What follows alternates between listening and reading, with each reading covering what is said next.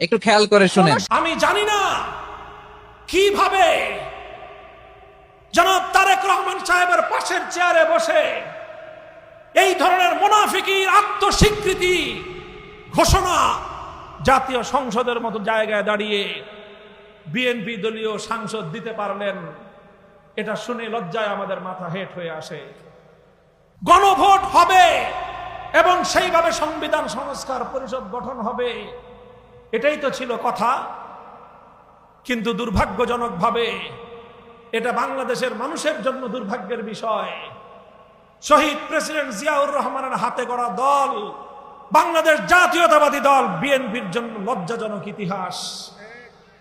জাতীয় সংসদে দাঁড়িয়ে তাদের মুখপাত্র জনাব সালাউদ্দিন সাহেব বললেন, আমরা সেদিন সালিশ মেনে নিয়েছিলাম, আসলে আমাদের সালিশ আমরা মনে মনে মানি নাই,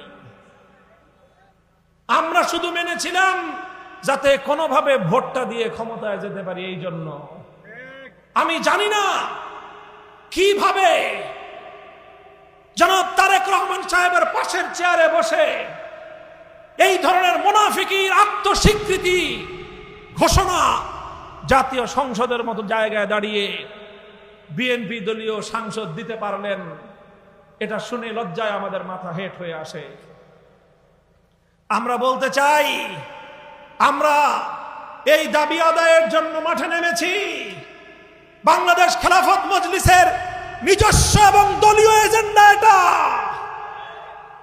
যদি আর কেউ না থাকে, সব দল যদি পিছপা হয়ে যায়, বাংলাদেশ খেলাফত মজলিস একা হলেও জনগণের গণভোটের রায় কার্যকর এই দাবি নিয়ে তারা জনগণের দুয়ারে দুয়ারে যাবে ইনশাআল্লাহ। আমরা ব্যর্থহীন ভাষায় বলতে চাই, এই জুলাই সনদের স্পিরিট যদি আজকে আমরা বাস্তবায়ন করতে ব্যর্থ হই, তাহলে আবার নতুন করে ফ্যাসিবাদ বাংলাদেশে ফিরে আসবে। আবার বাংলাদেশকে দিল্লির গোলামীর জিঞ্জিরে আবদ্ধ করা হবে। রক্ত দিয়ে যেভাবে আমরা দিল্লির গোলামীর শাসন ব্যবস্থাকে উৎখাত করেছি, জীবন দিয়ে দিল্লির কেনা গোলামকে আমরা দিল্লিতে পাঠিয়ে দিয়েছি, নতুন করে আমার স্বাধীন সার্বভৌম বাংলার মাটিকে দিল্লির করতলগত হতে দেব না ইনশাআল্লাহ। সংগ্রামী সাথী ও বন্ধুগণ, কথাটা ভালো করে বুঝবেন আপনারা।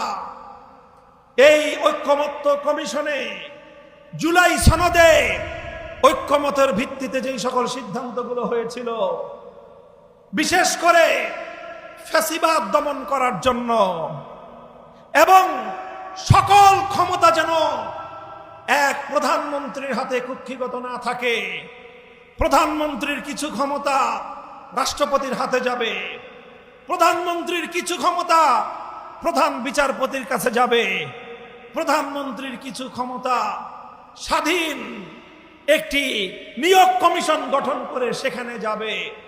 এইভাবে ক্ষমতার ভারসাম্য প্রতিষ্ঠার মধ্য দিয়ে প্রধানমন্ত্রী যেন দেশের নির্বাহী কার্যক্রমের দিকে মনোযোগী হতে পারেন, আর রাষ্ট্রের স্থায়ী যেই কাঠামো গঠন হয় সেটা যেন দলীয়করণ পরিণত না হয়। পাবলিক সার্ভিসে যারা চাকরি করেন সেই প্রশাসনিক লোকেরা তারা যেন দলীয় ক্যাডার বাহিনীতে পরিণত না হয়। এটার জন্যই জুলাই সনদে গুরুত্বপূর্ণ ধারাগুলো সংযুক্ত করা হয়েছিল। আমি আজ বাংলাদেশের এই প্রাণকেন্দ্র এই পল্টন এলাকাবাসীর কাছে জিজ্ঞাসা করতে চাই, আপনারা কি বৈষম্যমূলক বাংলাদেশ দেখতে চান? আপনারা কি চান বাংলাদেশের মানুষ নিরপেক্ষ এবং স্বাধীন একটি নির্বাচন কমিশনের অধীনে তাদের ভোটাধিকার প্রয়োগ করুক? এটা কি আপনারা চান? আপনারা কি চান বাংলাদেশের বিচার ব্যবস্থা কোন দলীয় বাহিনীতে পরিণত না হোক? আপনারা যদি চান প্রধান বিচারপতি আগের মতো কোন দলের অন্ধ আনুগত্য না করুক, এটা কি চান? আপনারা যদি চান পুলিশ বাহিনী বিগত দিনের শেখ হাসিনার পুলিশ লীগে পরিণত না হোক, আপনারা যদি চান বাংলাদেশের প্রশাসনিক ক্যাডার প্রশাসনিক কর্মকর্তারা তারা বিগত দিনে শেখ হাসিনার মতো পাঁচটা গোলাম না হোক। এটা যদি আপনারা চান, জুলাই সনদ বাস্তবায়নের লক্ষ্যে গণভোটের রায় কার্যকর করার দাবি আদায় করে ঘরে ফিরতে হবে আমাদেরকে।